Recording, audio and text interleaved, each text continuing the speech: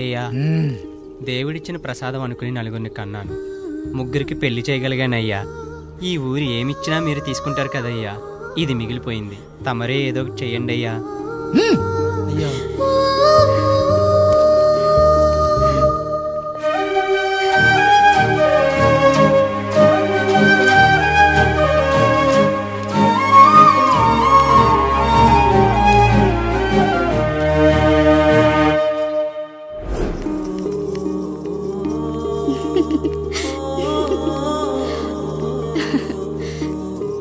ఈ ఇల్లు, ఆస్తి, ఇంత గొప్ప భర్త, పిల్లలు, చాలా ఆనందంగా ఉందండి.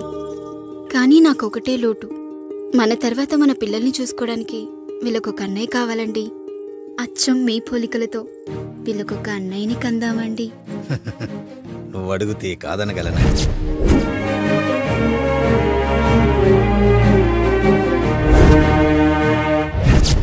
నానా రాయుడెక్కడా? ఇప్పుడే వస్తున్నాను నాన్న.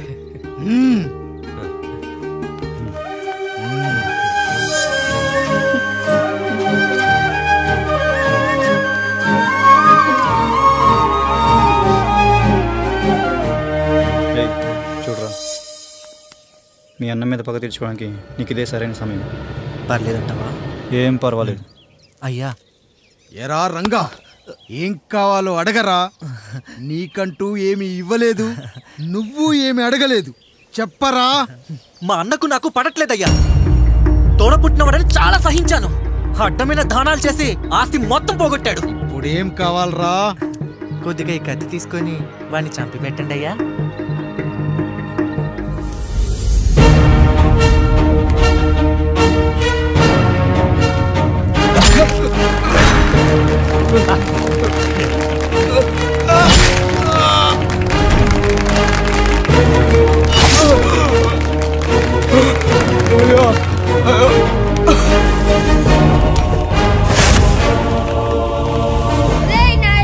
అన్యాయంగా మా నాన్నని చంపేశావు, గుర్తుంచుకో. ఈ నాయుడి కొడుకు నీ కుటుంబం పాలిట సైనికుడిగా మారబోతున్నాడు. నిన్ను, నీ కొడుకుని, ఆడికి పుట్టబోయే కొడుకుని, అందరినీ లేపేస్తా.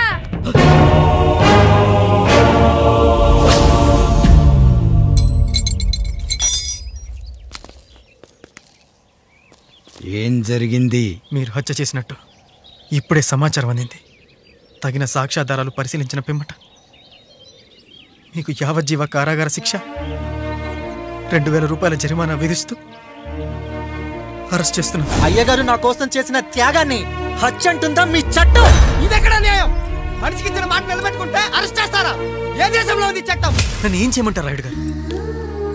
9వ తరగతి చదివి ఊర్లో గాలికి తిరుగుతున్నా నన్ను మీ మనిషి ఒకడు పోలీస్ స్టేషన్లో ఉండాలని నన్ను ఎస్ఐ చేశారు. సాటి మనిషిని స్వేచ్ఛగా హత్య చేసుకోవాలని దౌర్భాగ్య స్థితిలో బతుకుతున్నాం మనం. మీరు చేసిన ఈ గొప్ప పనిని అర్థం చేసుకునే సంస్కారం, విజ్ఞత, విజ్ఞానం మాకు లేవు సార్, మాకు లేవు.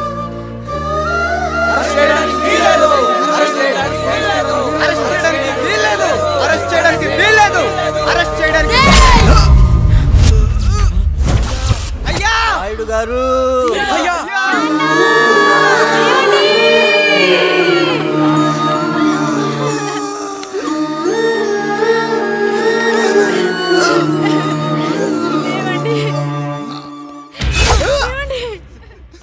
నొప్పిగా ఉందిరా.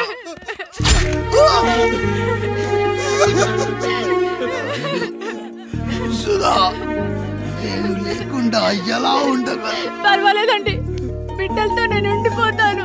అయ్యో, ఈ పాడు సమాజం నిన్ను మనశ్శాంతిగా బతకనివ్వదు.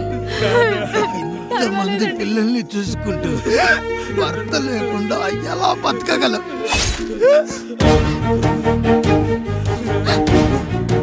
వద్దండి.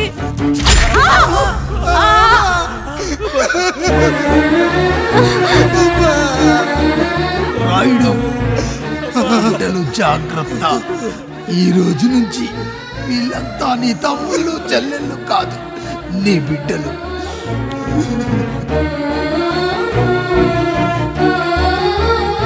ఎక్కడికి వెళ్ళనరా. నీ కష్టం వస్తే ఒక్కసారి నాన్న అని పిలవరా. ఆ సమాధిలోంచి అయినా లేచొస్తా.